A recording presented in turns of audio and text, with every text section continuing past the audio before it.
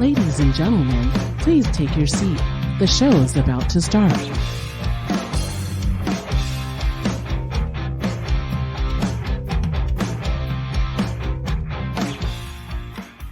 Hey guys, what's up? It's Phoebe. It's Mike. This is the Mike&Phebe Show on Alternative Twist Radio, and now we are on Podbean apps as well. So welcome to episode number 8. Today is Friday, February 24th, and we have a very special guest in studio here from the City of Perris. This is Stephen Hale, the Public Information Officer. Hi, Stephen. Hello to both of you. Thanks for having me, Mike and Phoebe. Yes. Doing the Mike&Phebe Show. Yes. That's good. We're so happy that you could join us today. And Stephen is going to talk to us about all things Perris, California. So we got a nice long list to go through, which is really informational.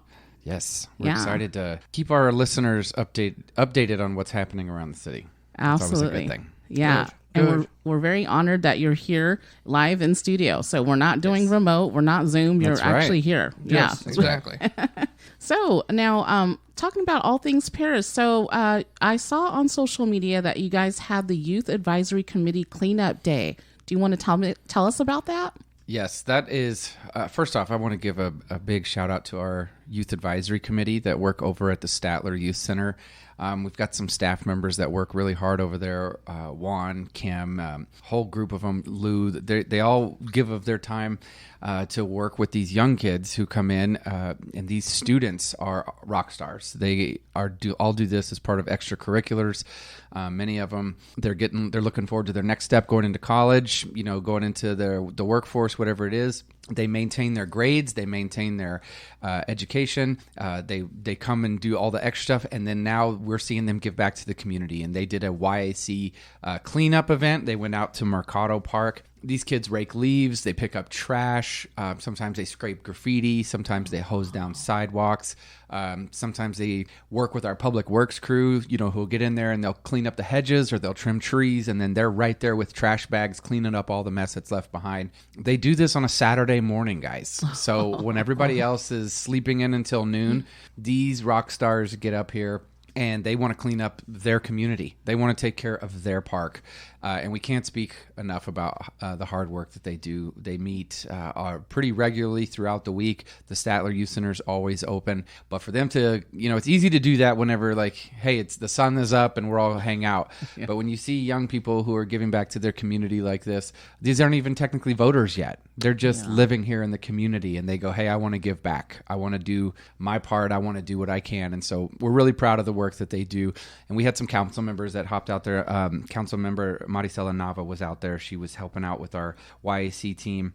And they just want to encourage everybody that if you're between the ages of 11 and 17, you can come out to the Statler Youth Center and you can join the YAC. They've got free Wi-Fi in there. They've got internet access that you can get it. Maybe you can get some tutoring. And if you just want to hang out with some good folks and play video games, you can do that too.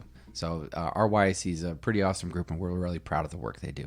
That's awesome. As children and young adults, it's really important to be in a safe place where you're not going to get in trouble. I mean, I remember as a little kid, I had to go to the library to stay out of trouble after school. Yep. And we've been to the YAC, the Statler building, and it was in Halloween time. Yes. Yeah, they had their Harvest Festival display, their haunted display. We had such a blast. Yes, we went with the Rotary member, Chamber of Commerce member, Patty Smith, and we were howling. I mean, it was so fun. And it was like professionals did it, but these were all young people. Yep. And we were amazed by that. And they always are doing it in their extra time, their free time. They do the trunk or treat event every Halloween as well. And when they don't have, a holiday or an activity, what do, right? They do cleanup events. They do this kind of stuff. They give back to their community. No more Saturday morning cartoons.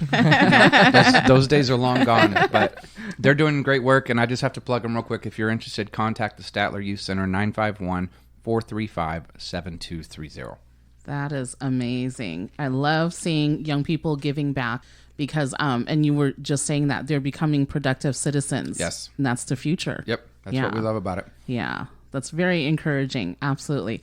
So talking about the youth, now I also saw online about Job Shadow Day just recently. Yes, and our YIC, they had a booth set up for Job Shadow Day, so they just continued to roll with this. But this was more of a larger scale look that the city did to help reach out to some of our educational systems, our schools in the local area. We brought in high school students for a day, and they shadowed city employees.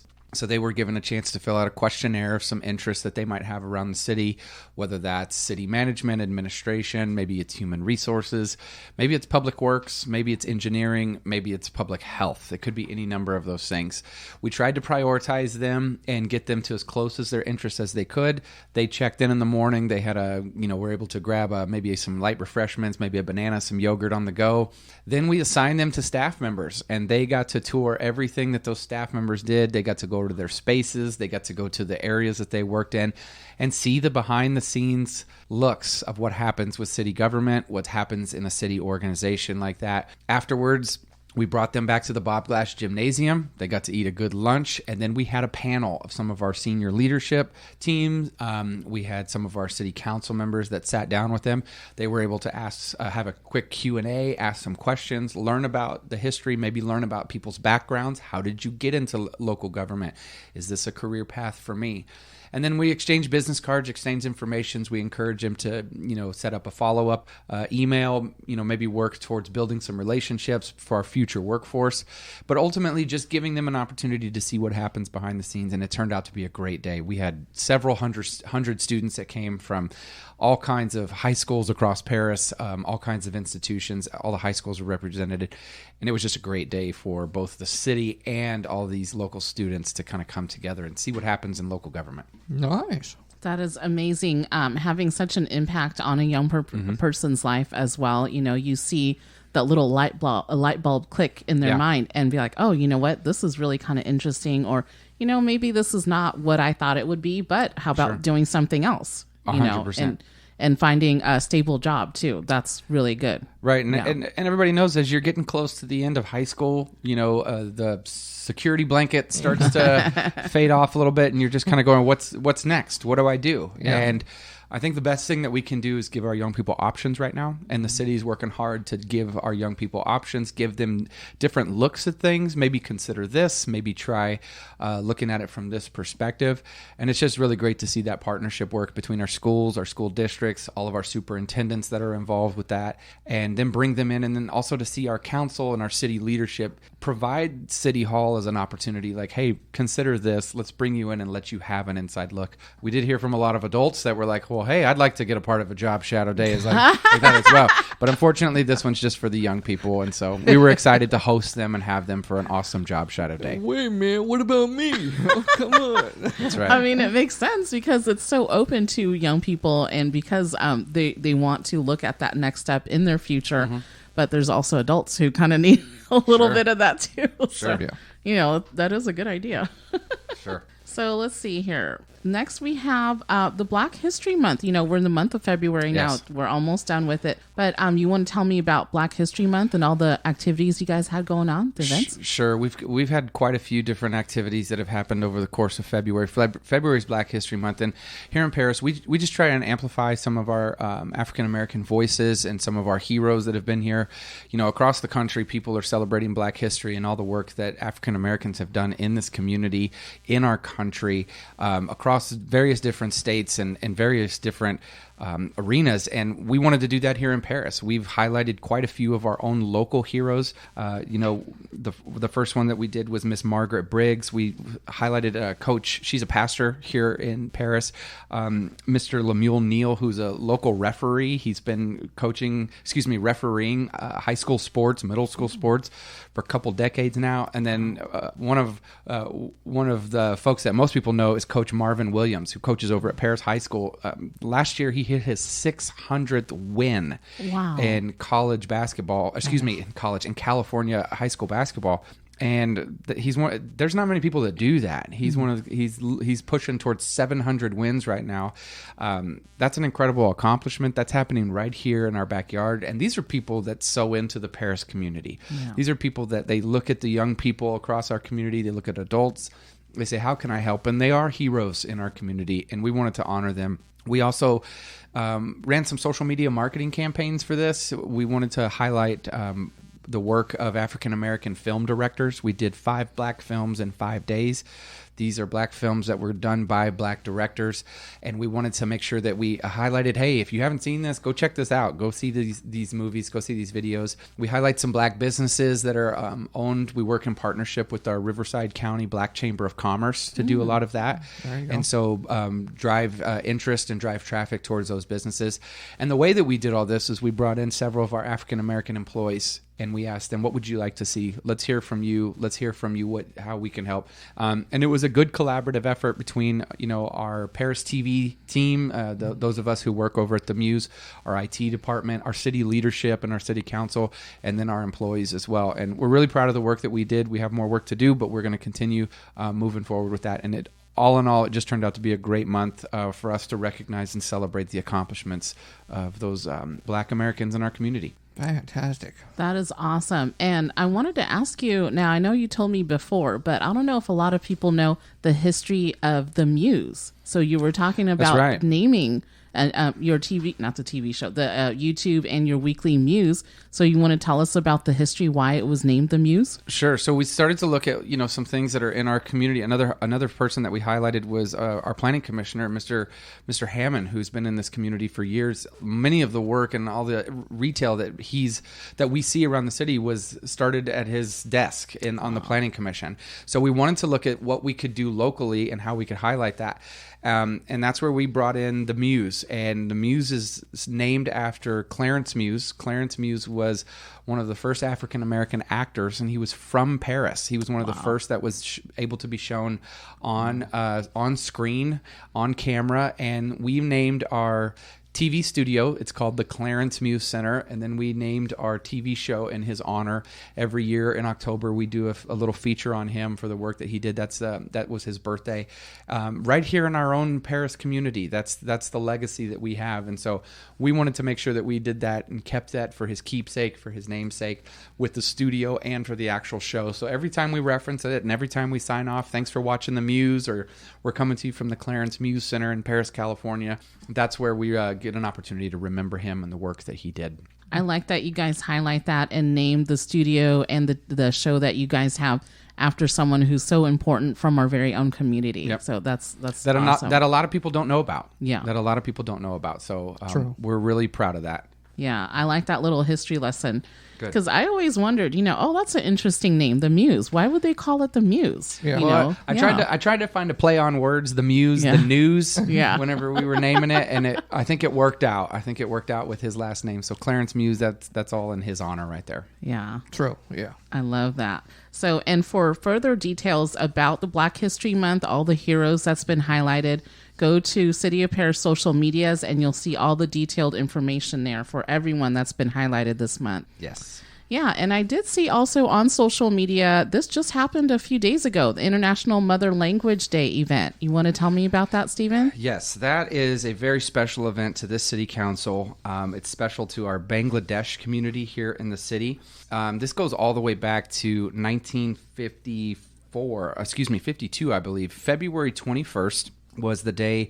This is back in where the Bangladesh community, they used to speak their native tongue. They had their native language that they spoke, and at the time, their native tongue was Bengali and Bangla. I want to make sure I say those right. Bangla. That was spoken by most of the local population, and then they were told that you can't speak this anymore. They were told that the government of Pakistan had declared that Urdu was the sole national language, and therefore they had to stop speaking their native tongue. Well, these people decided they were going to protest, and as a result of that, the government of Pakistan outlawed these public meetings, and that did not stop them. They protested anyways. And on February 21st in 1952, local police in those communities opened fire on the protest and actually ended up killing 6 individuals. These are heroes that sacrificed their lives to maintain their native tongue, their mother language. And since then, Bangladeshis remember February 21st as International Mother Language Day. So our community, our local Bangladesh community, reached out to our city council over the course of the last, I believe it was the last 2 years, wanted to issue a proclamation declaring February 21st as International Mother Language Day. And as a result of that, our council decided to build a monument. And this past week, we unveiled a monument for International Mother Language Day that encouraged all people of the world, use your native tongue, remember your native tongue, don't abandon that. Don't abandon that, which is especially important here in Paris, where we have over 75% of our population Spanish is their first language, and we want to remember that that's their mother tongue. That's a part of their identity. That's who they are.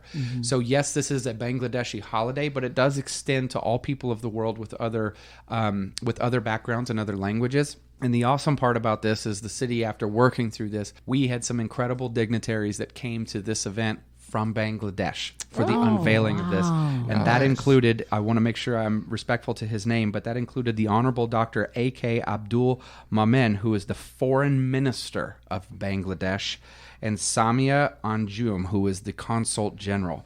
They came all the way from Bangladesh with their staff and with their personnel to be here for the unveiling of this. They were incredibly honored that Paris would be willing to put a monument of that size. It's right at the Cesar Chavez Library that's right here in downtown Paris. And Paris is only the second city in the entire United States to have established a monument, which is why we were honored to have a dignitary of that caliber come and visit our community. So February 21st, International Mother Language Day.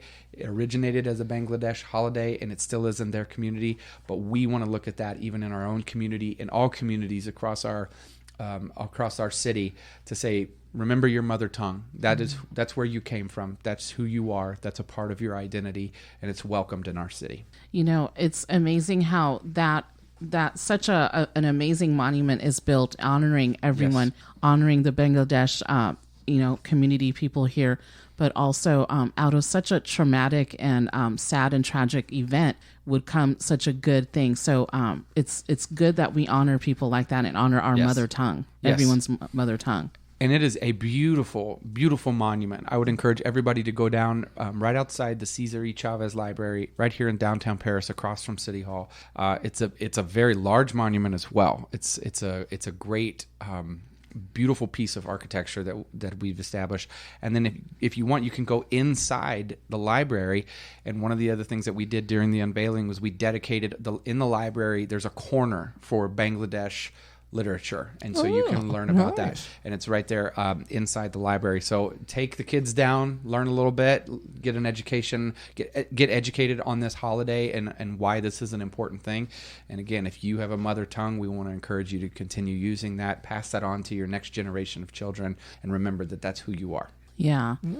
One thing that I appreciate about living in Paris is I see that there's so many different community, everyone's a different ethnic background, but we all come together. And what I appreciate even more is City of Perris embraces all the different cultures, and they make it a good event. So they publicize that, and they honor all kinds of different cultures and ethnic backgrounds, really bringing people together. Right. That's what I appreciate, because nowadays, it's all separated. Everyone has a negative whatever opinion about it, but it's really to bring people together. So I appreciate that. And that's what the United States is. We're a melting pot of cultures. We're a melting pot of different people, and Paris should be no different. And our city council is very adamant about that. Our leadership team here in the city of Paris is very adamant about that.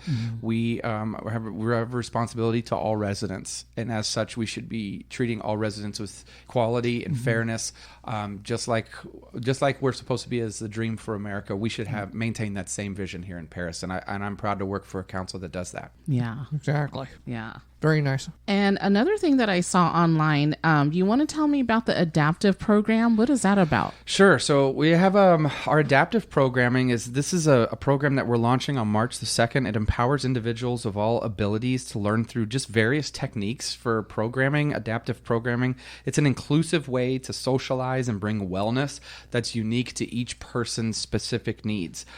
We create these safe spaces and supportive environments environments where everyone can thrive, whatever your learning level is, however it is you like to learn. And we like to do that with team collaboration. Let's all talk. Let's find a better way. Let's find a way where it works for everybody. They want to break down the barriers and celebrate differences. That's one of the things that makes us special and unique. If we were all the same, we'd just be robots. But we're all different. We all have our own quirks and our own special things about us. It's a 5-week program. It's designed to provide engaging activities for individuals with disabilities to share in their creative expression, support the development of social skills, and build friendships.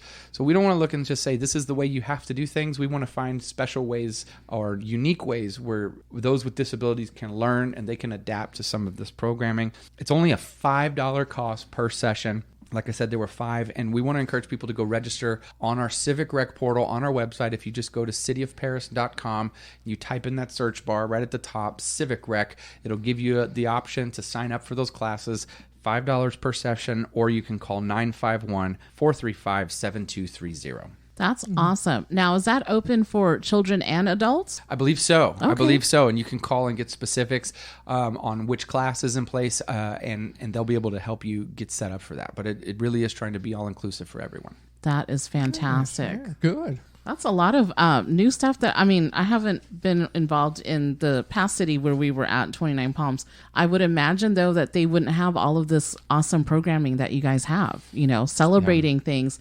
And it's more rigorous, and it's not as colorful that City of Perris has. That's awesome. Live, work, and play in Paris. Yeah. It's the place to be. That's the way it is.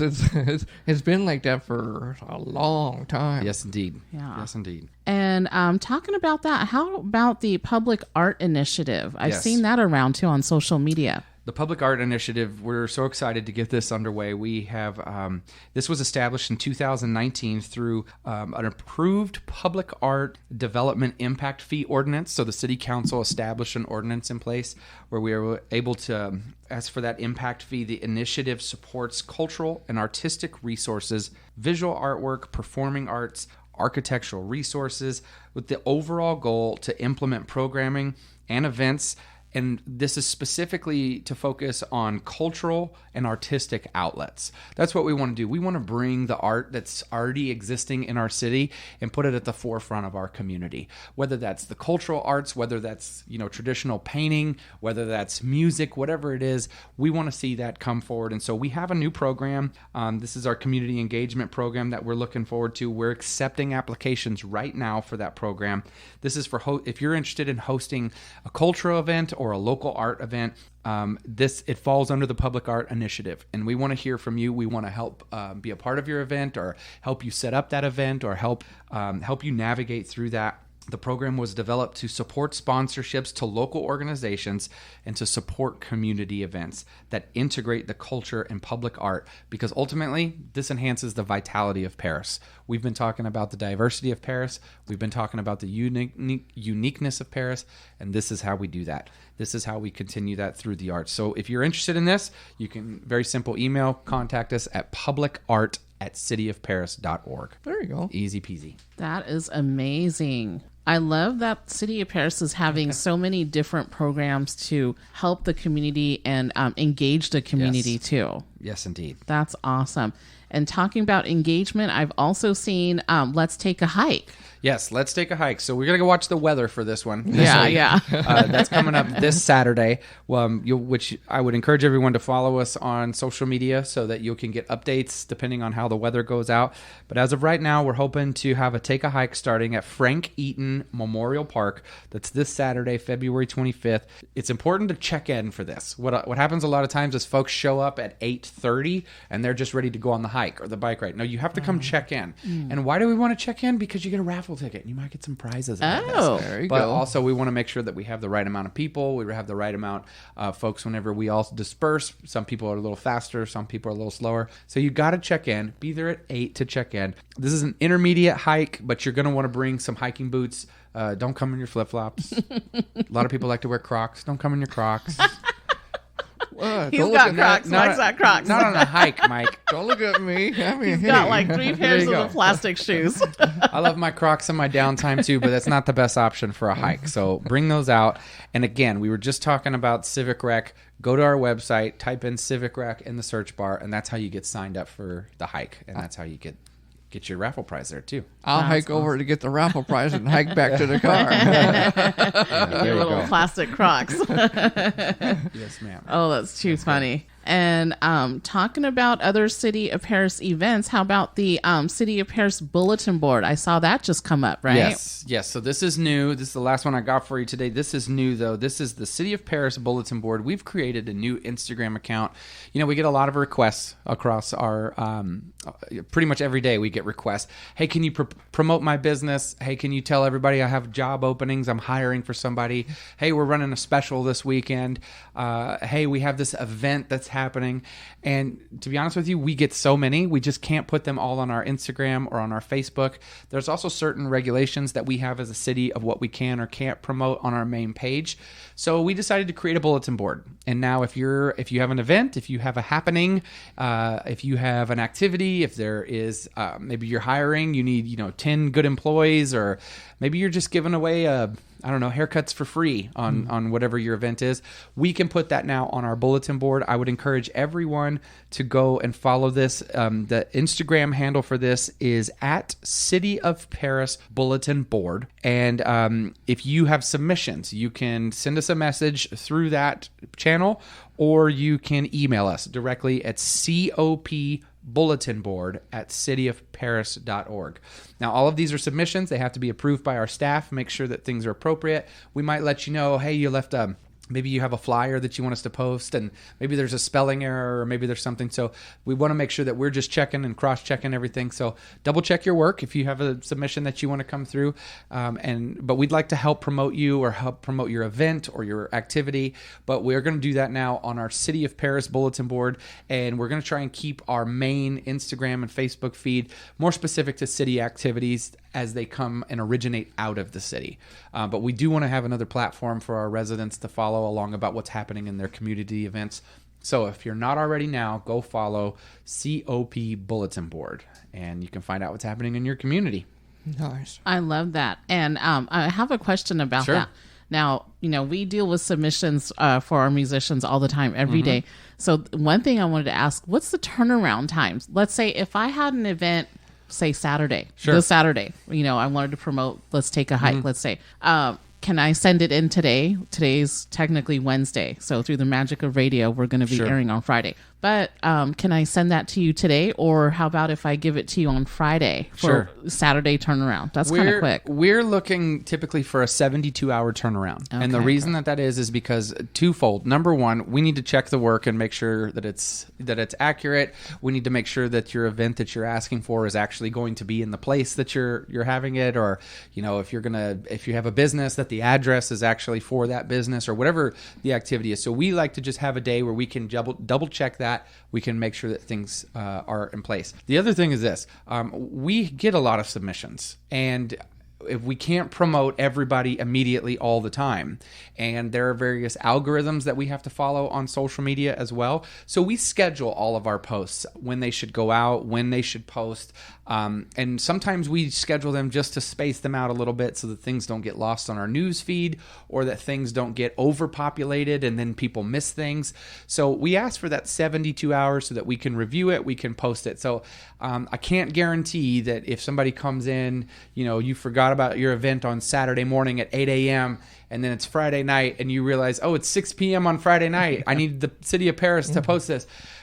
I can't guarantee that we'll get that up there. But if you hit us up on a Tuesday, if you reach out to us Tuesday, Wednesday, hey, I have an event this weekend, can you help us? Typically, that's enough lead time for us to get it posted, and then that can help your folks, help you get notified for your event. Yeah, and that's really important to let the community know, because when you're dealing with getting so much public information and posting it on social media, people get the misconception of thinking, oh, it's immediate because it's on their phone, on the computer. Right. We get that ding.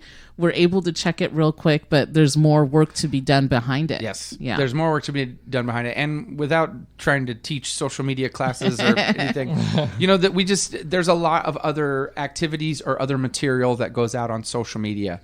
And you do have to have some strategy about when you post and what you post and how you post and why you post. And so we want to do that, but an individual organization or an individual event, even the City of Perris, we might not be the only thing happening. And so we have to take a broad picture, a broad view of everything that's going on and schedule these things out and do some actual, we have a team that does social media planning. They do social media planning and scheduling, and that goes in on hand with our style guide and our branding. And so it's important to maintain all of that. So that's why we ask for those 72 hours, in advance notice so that we can get you in the best spot to get your product as visible as it can be. It's not because we don't want to promote it. We want to make sure that what you're asking us to promote is visible and is seen by the public. Yeah, in the most productive manner and getting a lot of views when you can. Yes. Yeah, instead of posting, because we found like Friday night may not be,